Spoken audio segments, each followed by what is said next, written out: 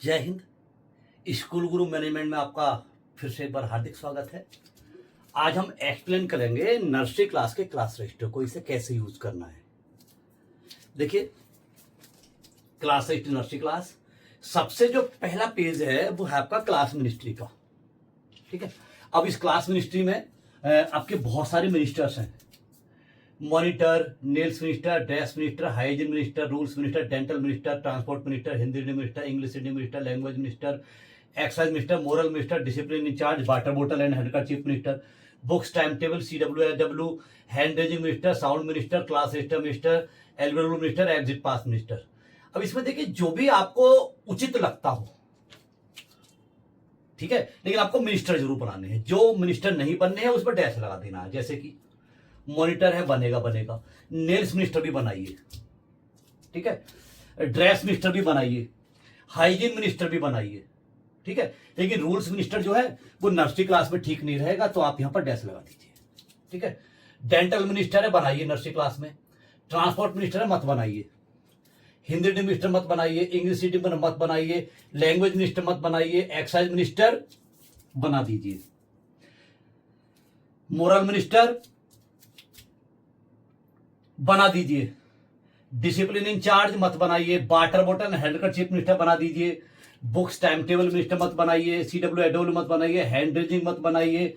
Sound minister मत बनाइए। Class register minister, डेलीवेटिव ये मत बनाइए। मतलब जो भी आपको उचित लगता है, जो जरूरी है। अभी ये मिनिस्टर जब बन जाएंगे तो हमारा उद्देश्य क्या है, जब आप कक्षा में जाएंगे तो इन विषयों पर जरूर बात करें। जैसे कि मॉनिटर है, मॉनिटर से पूछे बेटा कोई समस्या तो नहीं है, ठीक है। उसे एहसास हो अभी से ही नर्सरी क्लास से कि मैं इस क्लास का मॉनिटर हूं विद बैज।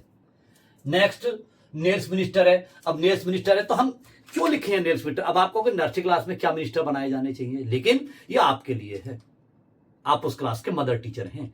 तो जब आप इसे देखेंगे तो इसका मतलब आपको नेल्स पर भी फोकस करना है बच्चों के, ठीक है। कहीं कहीं ऐसी घटनाएं घट जाती हैं कि बच्चों के नेल्स बड़े होते हैं, आपस में लड़ जाते हैं, एक दूसरे को खसोट लेते हैं। नर्सरी क्लास के बच्चे ज्यादा करते हैं ऐसा, ठीक है। तो जरा उनका हथियारों का विशेष ध्यान रखना है, ठीक है, कि बिना हथियार के वो विद्यालय आए, ठीक है। तो इसके बाद में ड्रेस मिनिस्टर है। आपने अगर किसी को बना दिया तो भाई ड्रेस मिनिस्टर कौन है पता चल जाएगा, 1 नहीं 2 महीने 3 महीने पता चल जाएगा, तो आपका ध्यान जाएगा ड्रेस पर फोकस करना है।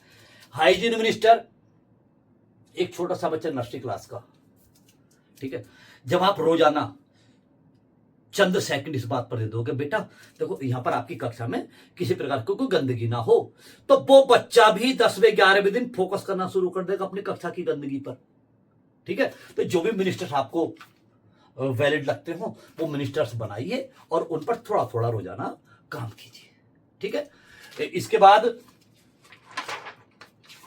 हमारे पास है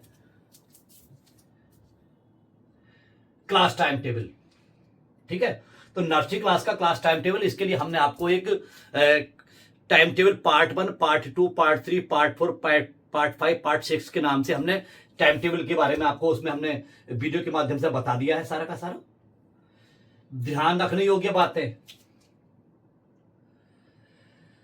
नर्सरी कक्षा में आप किसी भी कक्षा से एक विद्यार्थी को अपना असिस्टेंट बना सकते हैं, परंतु उस बच्चे को पूर्ण सत्र में एक बार ही मौका मिलना चाहिए।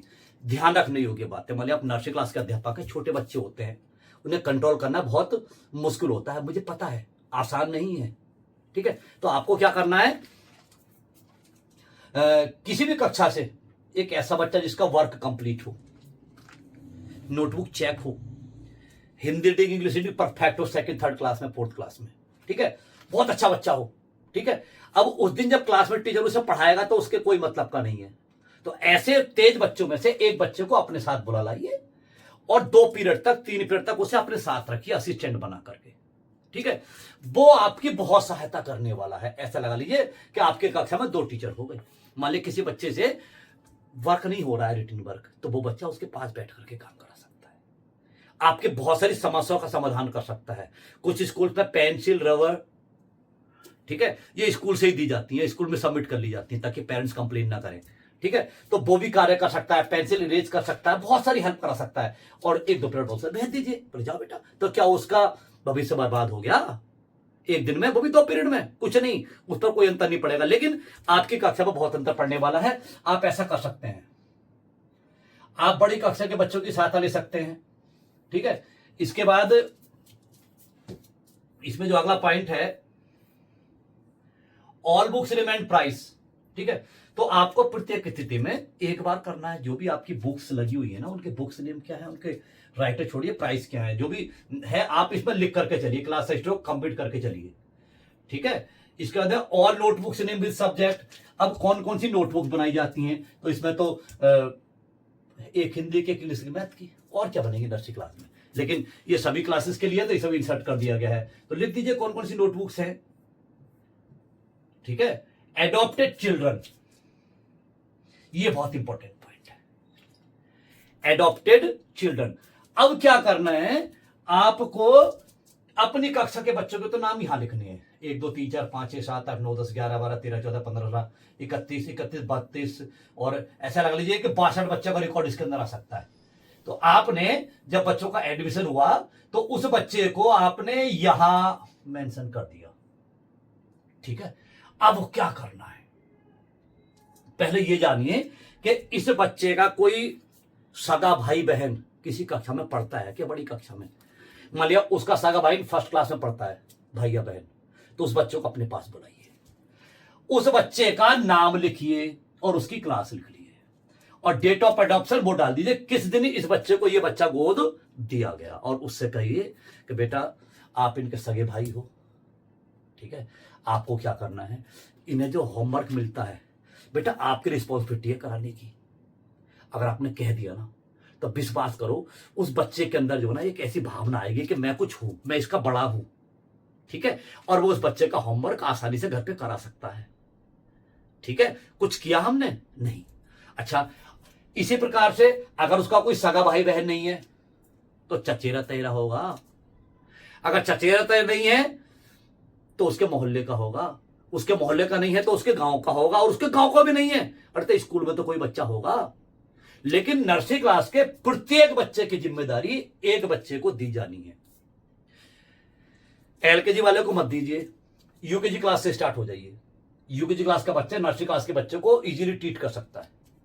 ठीक है, यूकेजी में से, फर्स्ट में से, सेकंड में से, थर्ड में से, जिससे आपको लगे।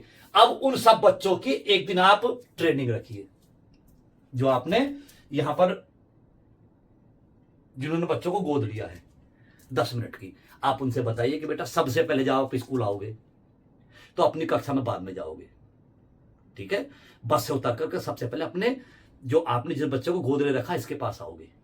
इसके पास आकर के आप देखोगे बच्चा होमवर्क करके लाया है या नहीं लाया। अगर नहीं लाया है तो 5-7 मिनट पर आप बच्चे का वर्क कराओ और अपनी कक्षा में जाकर के बैठ जाओ। क्या बिगड़ गया उस बच्चे का? ठीक है, वैसे भी तो क्लास में जाकर के इधर उधर भागता। ठीक है, लेकिन अब क्या होता है, जिन विद्यालयों में ये एडॉप्टेड चिल्ड्रन वाला प्लान अप्लाई है, उस कक्षा के जो नर्सरी कक्षा के जो कक्षा अध्यापक हैं, जो मदर टीचर हैं, उन बहुत आसानी उन्हें हो जाती है, और ओरल एक्टिविटीज और अदर एक्टिविटीज कराने के लिए बहुत सारा समय बचता है। मुझे आशा है समझ गए होंगे आप एडॉप्टेड चिल्ड्रन को, इसे जरूर कंप्लीट करके रखिएगा एडॉप्टेड चिल्ड्रन को। ठीक है, यहां पर आगे जो पॉइंट है एडॉप्टेड चिल्ड्रन के बाद में, वह है हमारे स्टूडेंट्स कंप्लेंट। इस पर करेंगे अगली वाली वीडियो में चर्चा। एक्सप्लेन कर रहे हैं नर्सरी क्लास के क्लास रजिस्टर को। जय हिंद।